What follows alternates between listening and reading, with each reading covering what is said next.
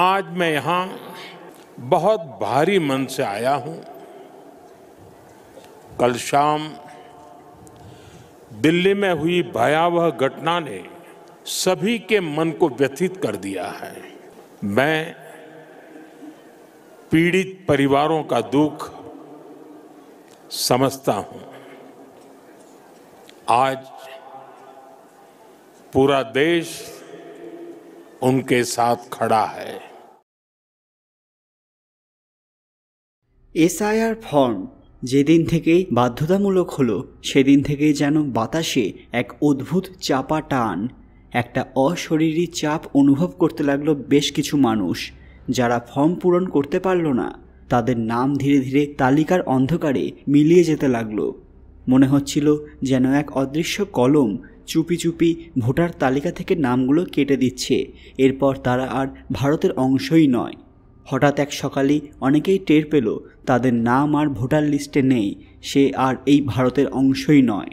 যেন রাষ্ট্র বলছে, তুমি কথা বলোনি, তুমি নথি দাওনি, তবে তুমি আর এই ব্যবস্থার অংশ নও।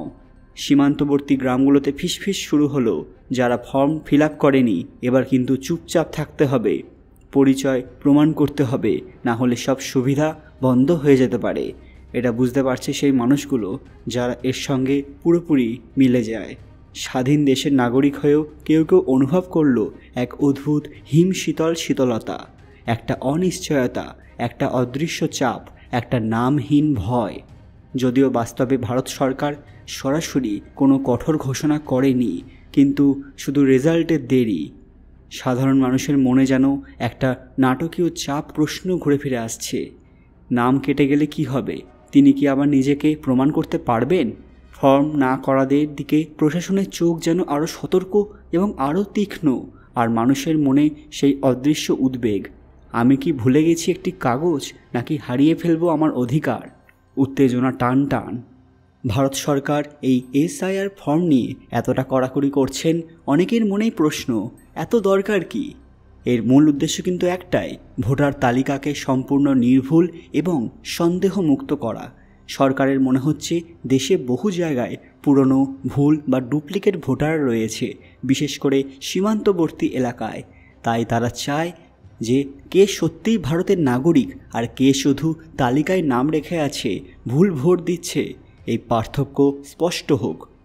এর পেছনে আরও বড় তিনটি উদ্দেশ্য আছে।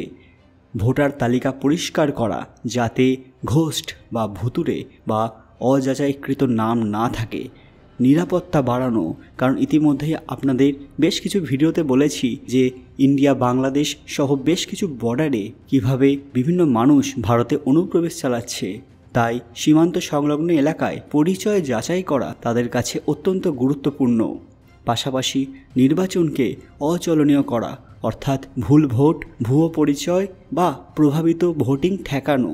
অর্থাৎ বোঝাই যাচ্ছে যে ভারত সরকার একটি মিশনে নেমেছে এবং এর মূল উদ্দেশ্য নির্বাচন পরিচ্ছন্ন হোক আর নাগরিকত্ব যাচাই নিয়ে কোনো সন্দেহ যেন না থাকে। এই এসআইআর ফুল ফর্ম অনেকে জানেন না। এর ফুল ফর্মটা বলে রাখি, স্পেশাল ইন্টেনসিভ রিভিশন। এই ফর্ম পূরণের বাধ্যকতামূলক আসলে বর্তমানে এক বড় পরিবেশের সৃষ্টি করেছে। সরকারের ইলেকশন কমিশন অফ ইন্ডিয়ার পক্ষ থেকে এর কারণ ব্যাখ্যা হিসেবে এমন কিছু বিবৃতি পাওয়া যাচ্ছে যেখানে বলা হচ্ছে এই নির্বাচন ব্যবস্থা আরও স্বচ্ছ এবং নির্ভুল করার জন্য।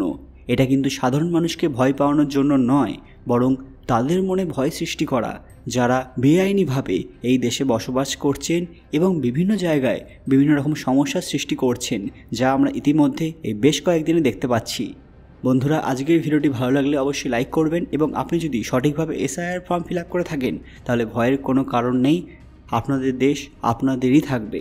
আজকের ভিডিওটি লাইক করবেন এবং শেয়ার করে দেবেন সেই সব বন্ধুদের সঙ্গে যারা ভয় পাচ্ছেন।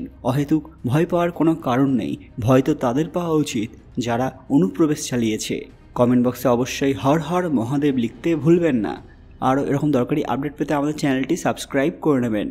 খুব তাড়াতাড়ি ফিরে আসবো আরও কিছু দরকারি খবর নিয়ে, ততক্ষণ আপনারা এই ভিডিওগুলো দেখতে পারেন। ধন্যবাদ।